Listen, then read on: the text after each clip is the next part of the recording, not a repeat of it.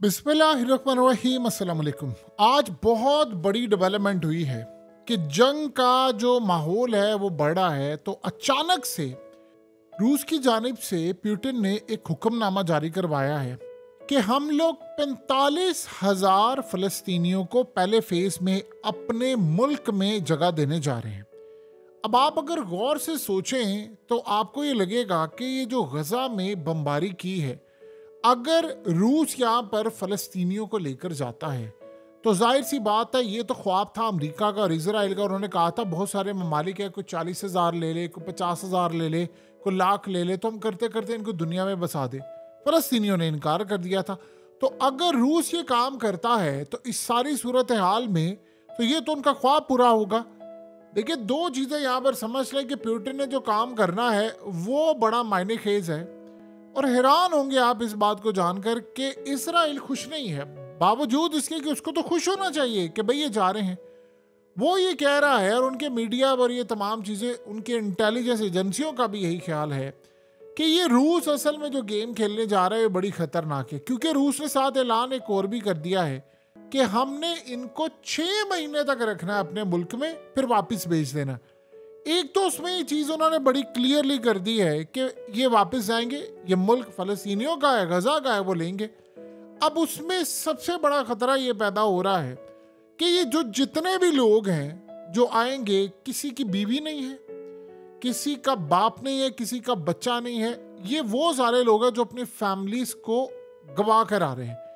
इनमें है इंतकाम का बदला। इंतकाम का बदला लेने के लिए रूस से बेहतर जगह कोई नहीं है। अब रूस के अंदर वो क्या करेंगे?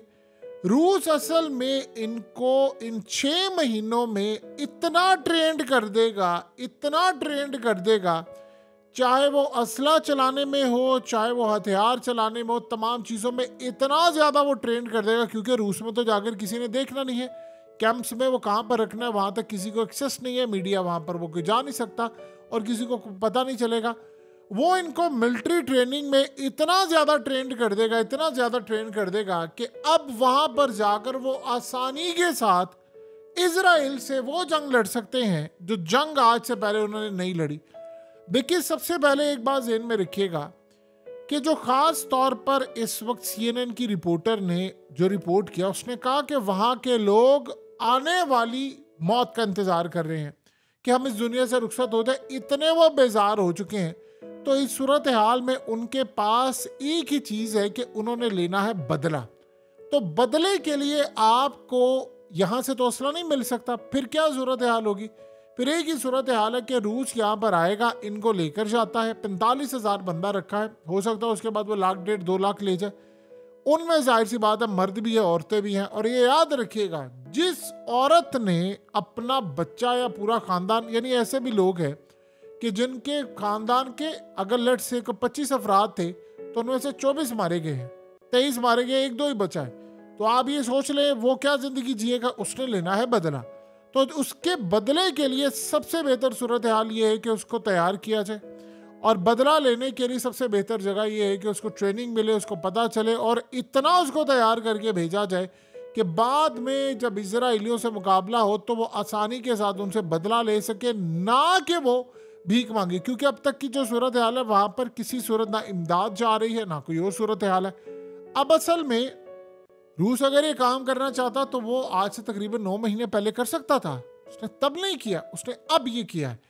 अब करने का मकसद ये है कि उसने पूरी तरह एक प्लान तैयार किया है।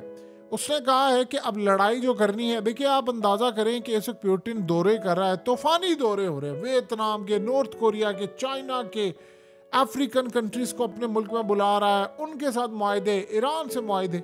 वो असल में इस वक्त कोई ऐसा मिनट भी ज़ाया नहीं कर रहा। लिहाजा उसने सबसे बड़ा काम ये अब किया है कि आप हमारे मुल्क में हैं, यहाँ पर रहें, आकर 6 महीने में हम आपको इतना तगड़ा ट्रेन कर देंगे कि आप इजीली जाकर फिर ये इजराइल से लड़ेंगे। और याद रखिएगा जब आप वहाँ पर पहुँचेंगे, देखिए अभी सूरत हाल क्या है, अभी मामला है बड़ा डिफरेंट। अभी सूरत हाल ये है कि वहाँ हमास की जो लड़ाई जा रही है, सुरंगों में वो आते हैं, बाहर जाते हैं नहीं। जब आप पूरी तरह ट्रेंड होंगे, आपको असला भी मिल जाएगा, आपको चीज़ें भी मिल जाएंगी, फिर ये जाकर वहाँ पर जब इजीली लड़ाई करेंगे, जो बदले की आग है वो ना अभी औरत देखती है, फिर ना मर्द देखता है। फिर इस सारी सूरत हाल के अंदर ये भी पॉसिबिलिटी है कि इनके जो बच्चे बच गए हैं, जो साथ हैं या बीमार हैं या जो जख्मी हैं, उनको वो रूस रखे और रूस के अंदर उनकी तरबियत करें, यानी उनको आगे लेकर चलें और कल को जवान होते हैं उनको फिर इस्तेमाल भी किया है, क्योंकि वहाँ पर बेहतर सहूलियत है। लेकिन इस सारी सूरत हाल में मिडल ईस्ट के अब हो भी ये भी सकता था, जैसे रूस ने भी ऐलान किया था कि यूक्रेन में लड़ाई के लिए उनको लोग चाहिए, आप हमारे मुल्क में हैं, हम आपको नेशनैलिटीज़ देंगे, आपके बच्चों को स्कूल पढ़ाएंगे, आपको हम हर तरह की फैसिलिटीज़ देंगे, तमाम चीज़ें देंगे। अब अगर उसने इकदाम किया है तो एक बात आप अपने जेर में रखिएगा, 16 लाख रशियंस यानी रूसी इस वक्त इसराइल में रहते हैं। दुनिया में ना इतने अमेरिकन हैं, ना इतने ऑस्ट्रेलियंस हैं, ना कैनेडियन है, ना कोई और है। 16 लाख रशियन है जिनके पास इसराइल की शरीयत है, जो इसराइल में रहते हैं। ये जब सूरत हाल बहुत ज़्यादा ख़राब हुई है तो इसमें एक बात आप अच्छी तरह समझिए, जो लोग अभी मुल्क छोड़कर गए थे इसराइल से, उनमें से बहुत बड़ी तादाद एक ऐसी है जो सीधा रूस चली गई थी, जाकर वहाँ पर रह रहे हैं। सो रूस ने एक बड़ा तगड़ा पैगाम दिया है कि आप जो मर्जी करें, वो माजी था, सोवियत यूनियन का दौर था, हमने उस वक्त रखे थे, अब मामला बदल चुका है, पॉलिसी शिफ्ट आ चुके हैं। सो ये इनको लेकर जाएंगे वहाँ पर, इनको करेंगे तैयार पूरी तरह। आप ये समझ लें कि इसके बाद एक बड़ी तादाद के अंदर, यानी उसने बड़ा क्लियरली बता दिया है कि हम इंसानी हमदर्दी के तहत इनको लेकर जा रहे हैं, इनको वो खाना देंगे, चीज़ें देंगे, पूरी तरह तैयार करेंगे, मेंटली तौर पर बड़ा फिट करेंगे, और उसके बाद जब ये वापस जाएंगे तो फिर जो लड़ाई होगी वो जाहिर सी बात है इसराइल के अंदर। देखिए दुनिया की ये जो कैंपेनें चलती हैं जी, फलानी चीज़ ना खरीदे, ये ना खरीदे, इसराइल को इन चीज़ों से कोई फ़र्क नहीं पड़ता। उसको ज़िंदगी में एक ही चीज़ से फ़र्क पड़ता है कि कोई मुस्लिम ममालिक में ऐसी बात हो रही है कि फ़ौज वो अपनी रवाना करे मेरे से लड़ने के लिए, किसी की एयरफोर्स आ रही है, किसी का मिसाइल आ रहा है, उसको इन चीज़ों से डर लगता है, उसको बाकी चीज़ों से डर नहीं लगता। और जो बेशर्मी इस वक्त 57 मुल्कों में नज़र आई है वो तो सारी दुनिया ने देख ली है। सो अब ये एक जो मामला शुरू हुआ है उसने इजराइल के लिए अलार्मिंग सिचुएशन इस वक्त बजा दी है। देखिए अगला मरहला उससे भी ज़्यादा खतरनाक है। एक तरफ तो इसराइल का ये मामला हुआ है, दूसरी तरफ असल में वो हमास के लीडरान को मार भी रहे हैं। यानी मिसाल के तौर पर उन्होंने एक बंदे की उनको टिप मिली और उन्होंने कहा जी हमने उस बंदे को मार दिया है, लेकिन उस बंदे के मारने के साथ आज इजराइल ने कहा है कि हमने 50 से 60 बंदे और भी मार दिए। यानी आप अंदाज़ा कर लें इस सारी सूरत हाल में ये भी कंफर्म नहीं पता कि उसको मारा या नहीं मारा। देखिए यही वजह होती है कि अगर आज ये लोग लट से तकरीबन आपसे बोले 45,000 है, हो सकता है वो इसको साथ साथ बढ़ाते बढ़ाते अगर 60,000 कर ले या 70,000 कर ले, इनमें से कोई खामंद है, कोई बीवी है, कोई लोग भी हैं, ये कहीं ना कहीं ये मामला इनको सामने नज़र आता है। अगर ये सारे के सारे इसके बाद ये सिलसिला शुरू हो गया और लाखों की तादाद में लोग वहाँ पर गए और उसके बाद वहाँ से ट्रेनिंग लेकर आए, तो आप अंदाज़ा नहीं कर सकते कि इसराइल के साथ क्या होगा। वो बदला भी उन्होंने लेना है, उन्होंने चुन चुन कर इनको ठिकाने भी लगाना है, और उसके बाद इनकी सबसे बड़ी जो सूरत हाल ख़राब होगी कि वो लहर फैलती जाएगी। अगर ये ट्रेंड होकर आएंगे तो वो वहाँ पर आकर उन सबके साथ मामला तय कर लेंगे।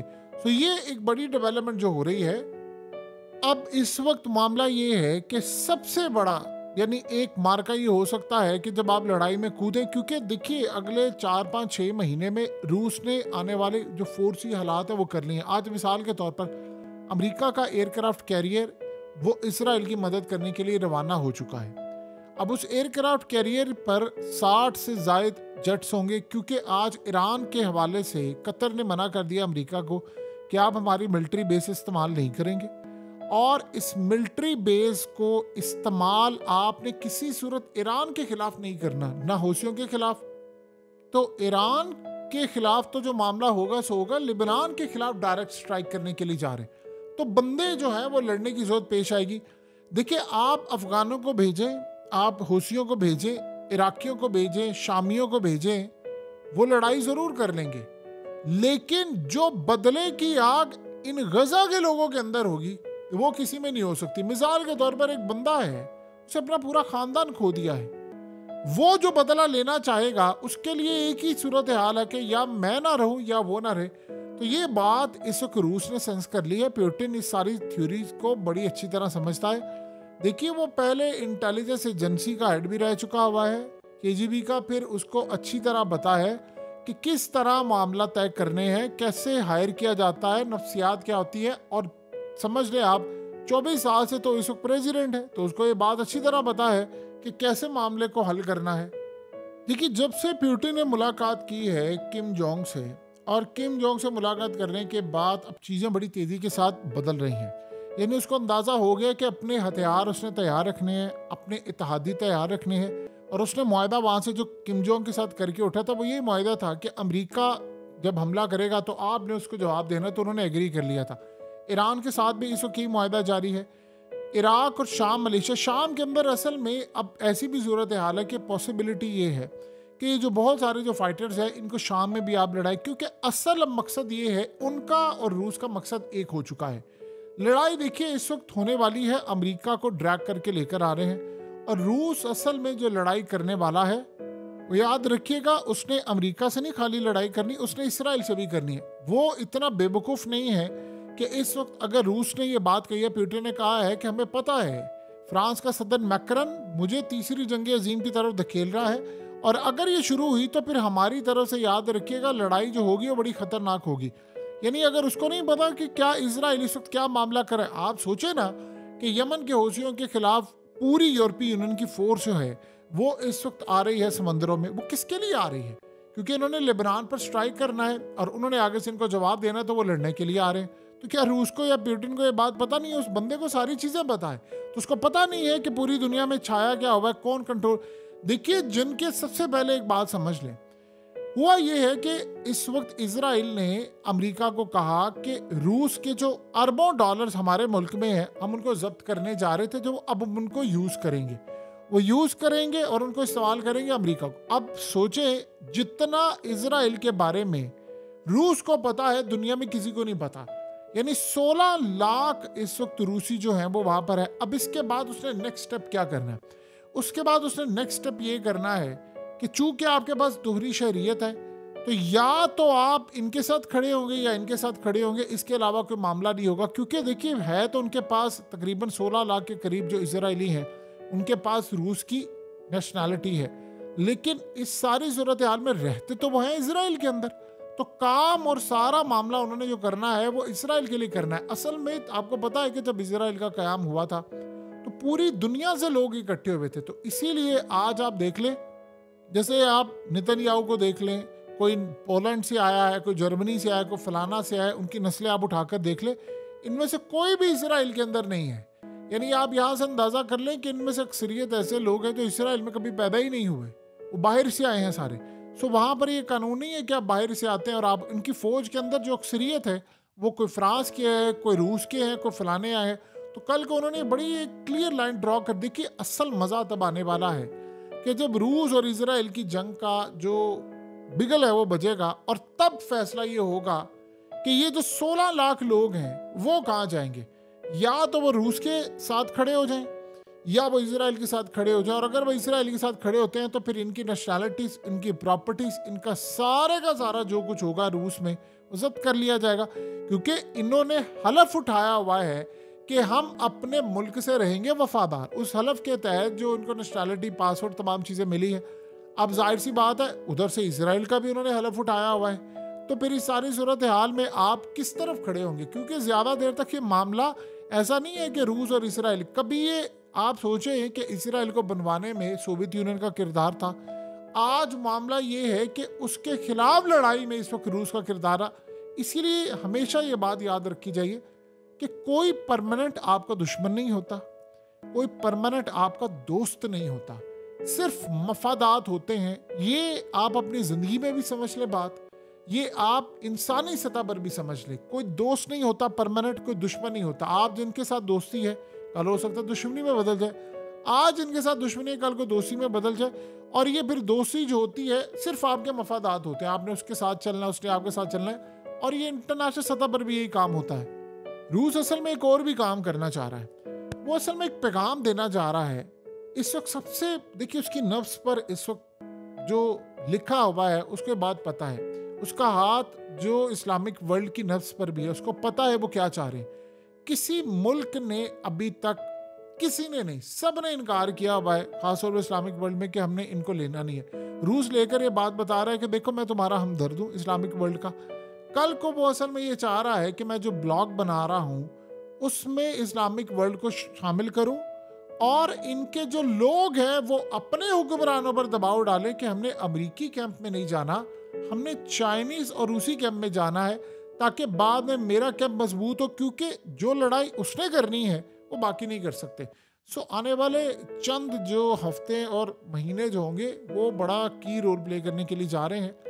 बात वही है जो इलान मस्क ने बड़ी क्लियर कर दी थी, और उसने कहा था कि हम लोग बिल्कुल एक अंधेरी रात में अंधेरे साए के साथ, खामोशी के साथ दुनिया की आखिरी जंग की तरफ बढ़े हैं। और आप सोचो, दुनिया का अमीर तरीन इंसान एक बात कहता है, उसे पूछा गया कि इस दुनिया के बाद अगर आप दुनिया से रुखसत हो जाते तो क्या? उसने कहा जितना गम और तकलीफ है, आप जब इस दुनिया से रुखसत होंगे तो याद रखिएगा आप सुकून में आ जाएंगे। यानी लोग अक्सर कहा करते हैं कि पैसे और चीज़ें, फाइनेंस बिल्कुल सही है कि बड़ी ज़रूरत भी है, लेकिन वो बंदा देखिए क्या कह रहा है, तो इससे आपको अंदाज़ा होगा कि दुनिया किस तरफ जा रही है।